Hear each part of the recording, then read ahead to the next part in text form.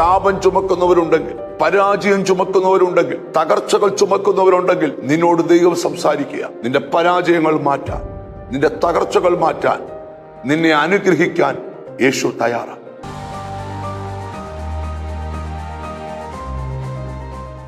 എല്ലാ മനുഷ്യനും ആഗ്രഹിക്കുന്ന ഒരു കാര്യമാണ് അനുഗ്രഹിക്കപ്പെട്ടവനായിട്ട് ഈ ഭൂമിയിൽ ജീവിക്കണം.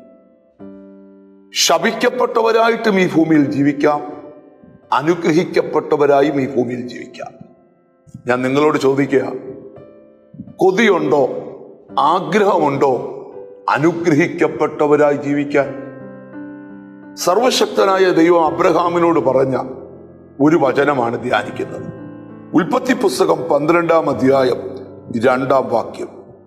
നിന്നെ അനുഗ്രഹിച്ച് നിന്റെ പേർ വലുതാക്കും, നീ ഒരനുഗ്രഹമായിരിക്കും.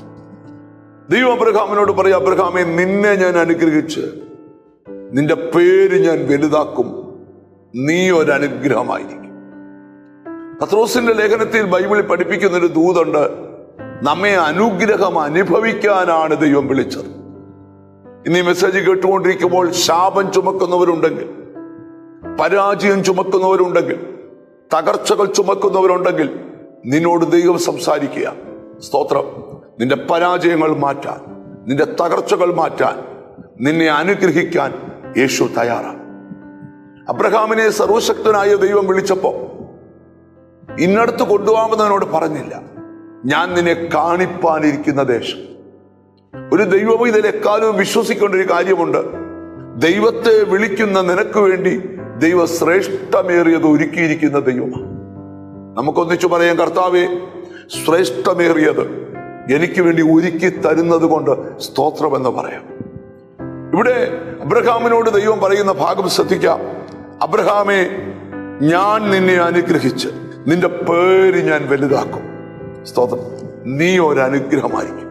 നിങ്ങൾക്ക് ആഗ്രഹമുണ്ടോ നിങ്ങളുടെ വീടിന് നീ ഒരനുഗ്രഹമാകണം, നിന്റെ ചർച്ചിന് നീ ഒരനുഗ്രഹമാകണം, നിന്റെ നാടിന് നീ ഒരനുഗ്രഹമാകണം? ഒരു ദൈവബോധ്യം പറയട്ടെ, ഈ ദിവസങ്ങളിൽ എൻ്റെ ദൈവം നിന്നെ അനുഗ്രഹിക്കാൻ പോകും.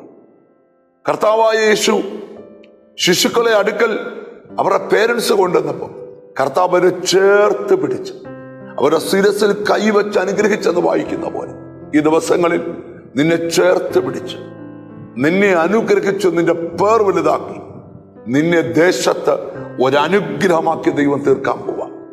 ശപിക്കപ്പെട്ട അനുഭവങ്ങൾ മാറുന്നു, പരാജയപ്പെട്ട അനുഭവങ്ങൾ മാറുന്നു. അനുഗ്രഹിക്കപ്പെട്ടവനായി ഓരോ ദിവസവും സന്തോഷത്തോടും സമാധാനത്തോടും ജീവിപ്പാൻ ദൈവം കൃപ ചെയ്യട്ടെ. ഒന്നിച്ച് പ്രാർത്ഥിക്കാം. ഞങ്ങളുടെ കർത്താവേ, സ്വർഗസ്ഥ പിതാവേ, അങ്ങ് ഞങ്ങളെ അനുഗ്രഹിച്ച് ഞങ്ങളുടെ പേർ വലുതാക്കുന്നത് കൊണ്ട് സ്തോത്രം. അവിടുത്തെ പൊന്നുകരത്തിലേക്ക് സമർപ്പിക്കുക. യേശു ഇറങ്ങി വരണം, ഒരത്ഭുതം നടക്കണം, ഒരതിശയം നടക്കണം, ഒരു ദൈവപ്രവൃത്തി നടക്കണം. കർത്താവെ, എന്നോട് ചേർന്ന് പ്രാർത്ഥിക്കുന്ന മക്കളെ നിന്റെ നാമം ചൊല്ലി പിതാവിൻ്റെയും പുത്രന്റെയും പരിശുദ്ധാത്മാവിന്റെ നാമത്തിൽ അനുഗ്രഹിച്ച് പ്രാർത്ഥിക്കുന്നു. അവർ അനുഗ്രഹിക്കപ്പെടട്ടെ, യേശു ക്രിസ്തുവിൻ നാമത്തിൽ തന്നെ. ആമേൻ. നിശ്ചയമായും നിന്നെ ദൈവം അനുഗ്രഹിക്കും, നിന്റെ പേർ വലുതാക്കും.